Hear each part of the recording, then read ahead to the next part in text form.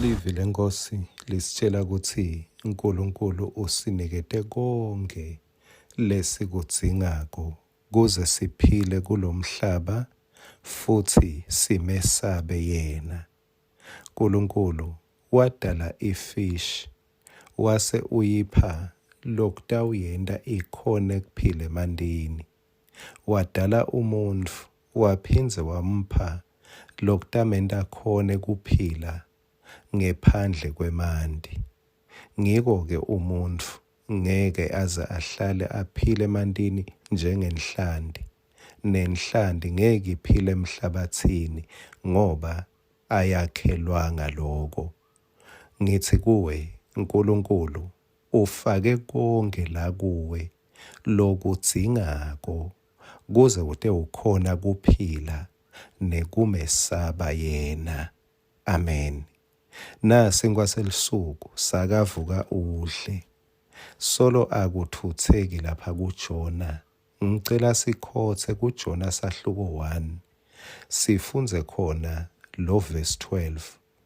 Jona wabaphendula wathi, ngithatheni ningijikijele elwandle. Sitawube sesiyabinza lesivunguvungu.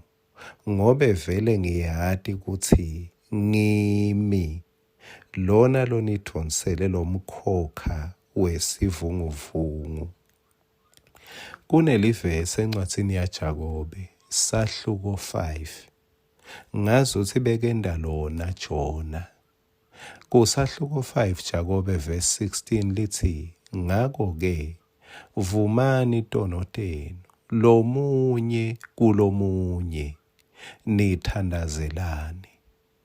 Kulula kuthandazelana, akusilula kuvuma tono tetfu lomunye nakulomunye.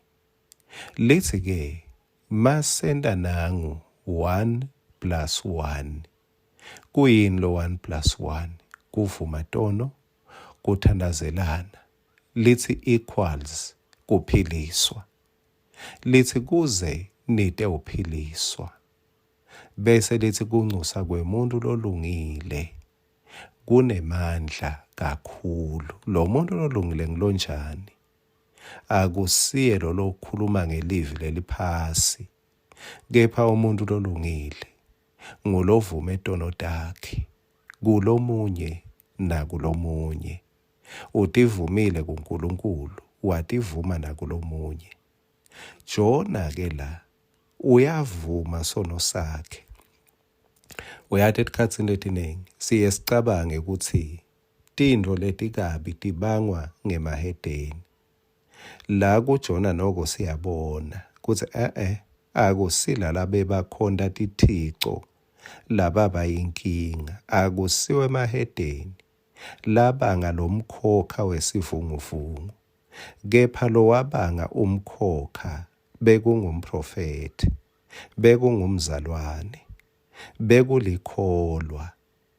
Njani wakhetha kuhamba ngendlela yakhe, ayati indlela yaNkulunkulu. Sewuthi-ke Jona, ngiyavuma ngimi lenkinga. Hayi ukuthi nginenkinga, kepha mine ngiyinkinga. Ake sewubuke letinye tiphepho letivukako.